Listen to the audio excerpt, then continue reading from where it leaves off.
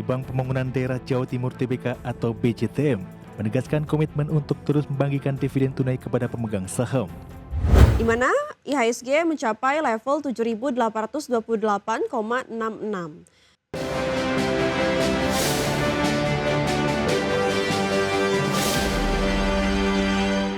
Pemirsa, PT Bank Pembangunan Daerah Jawa Timur atau BJTM menegaskan komitmen untuk terus membagikan dividen tunai kepada pemegang saham.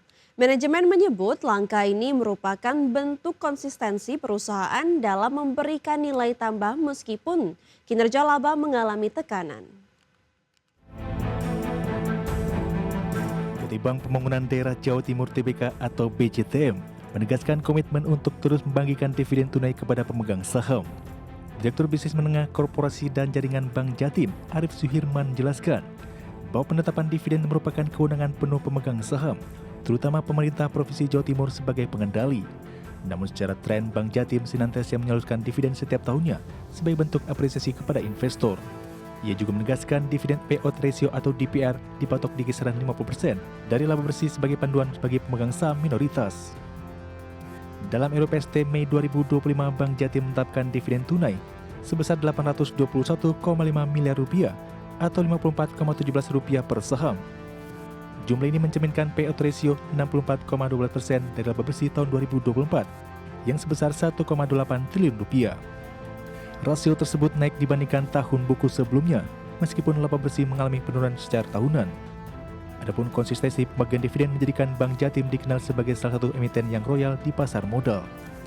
Manajemen menilai tren kenaikan nominal dividen per saham mencerminkan komitmen perseroan terhadap pemegang saham. Hal ini juga diharapkan mampu menjaga kepercayaan investor di tengah fluktuasi kinerja keuangan perusahaan. Berbagai sumber untuk ID Action.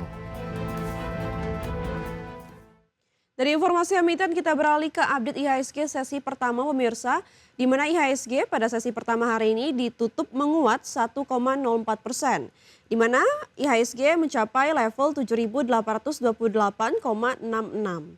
IHSG tadi pagi dibuka di level 7.819, sempat menyentuh titik tertinggi di level 7.854.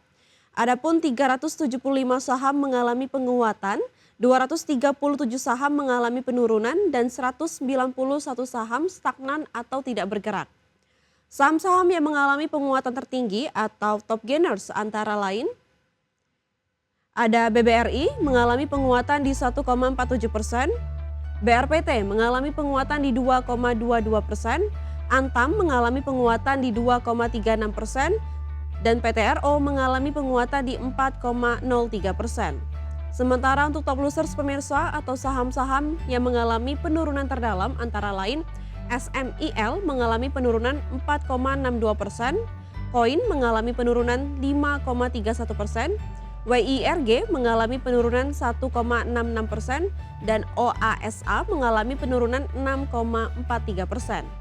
Dari pergerakan sektoral pemirsa, teknologi mengalami penguatan 2,63%, begitu juga dengan barang baku dan energi sama-sama mengalami penguatan di 1,89% dan 1,46%, sementara kesehatan mengalami penurunan di 0,13%.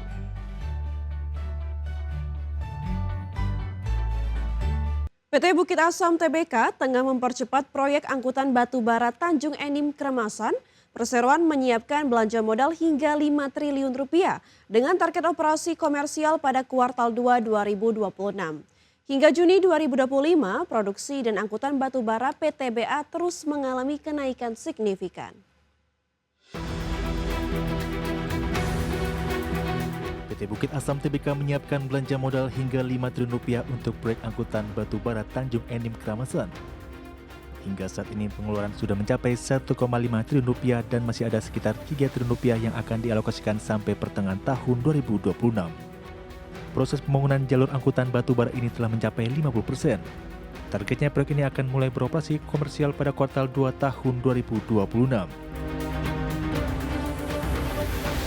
Pembangunan proyek ini melibatkan kerjasama PT Bukit Asam dengan PT Kereta Api Indonesia dan PT Kereta Api Logistik.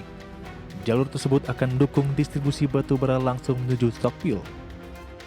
Direktur Keuangan dan Manajemen Risiko PTBA Una Lindasari menegaskan strategi pendanaan perseroan dilakukan dengan skala prioritas. investasi hanya dipertahankan untuk proyek yang bersifat penting dan mendesak. Hingga Juni 2025, volume angkutan batubara PTBA naik 9% menjadi 19,27 juta ton dari sebelumnya 17,7 juta ton. Sementara volume produksi batubara mencapai 21,73 juta ton atau meningkat 16% berkat optimalisasi rantai pasok dan efisiensi logistik. Tim Liputan IDX Channel. Pemirsa, harga saham PT Bank Sentral Asia Tbk terkoreksi hingga hampir 19% sepanjang tahun ini. Meski begitu, pihak perseroan memastikan belum memiliki rencana melakukan pembelian kembali saham atau buyback dalam waktu dekat. Perseroan menegaskan fundamental tetap solid serta menjaga kinerja positif di tengah volatilitas pasar. Harga saham PT Bank Sentral Asia Tbk emiten berkode saham BBCA terkoreksi hampir 19% sepanjang tahun berjalan. Meski demikian, pihak perseroan menegaskan belum ada rencana untuk melakukan pembelian kembali saham atau buyback dalam waktu dekat. SVP Investor Relation BCA, Rudi Widiharjo mengungkapkan, buyback terakhir dilakukan pada Maret 2025 saat pasar saham mengalami koreksi tajam. Rudi menegaskan saat ini keputusan disesuaikan dengan mekanisme pasar dan belum ada rencana untuk melakukan langkah serupa dalam waktu dekat. Senada dengan itu, Corporate Sekretari BCA Iketut Alam Wang Sawijaya menjelaskan tekanan jual saham BBCA utamanya berasal dari investor asing. Namun kondisi ini diimbangi oleh meningkatnya partisipasi investor domestik yang meningkat hingga sekitar 409.000 investor retail. Wakil Presiden Direktur BCA John Kosasi menegaskan fundamental perseroan tetap terjaga. Hingga Juni 2025, NPL berada di level 2,2%, loan at risk sebesar 5,7%, NPL coverage 167% dan large coverage 68%. Kondisi ini menunjukkan risiko kredit masih terkontrol dengan baik. Kami menyadari bahwa kondisi pasar tahun ini masih sangat volatile. Meskipun bursa sempat mencatat kenaikan kemarin, dinamika di pasar tetap berlangsung dengan adanya tekanan jual dari investor asing. Namun demikian, secara fundamental, kinerja BCA ini sejauh ini tetap solid.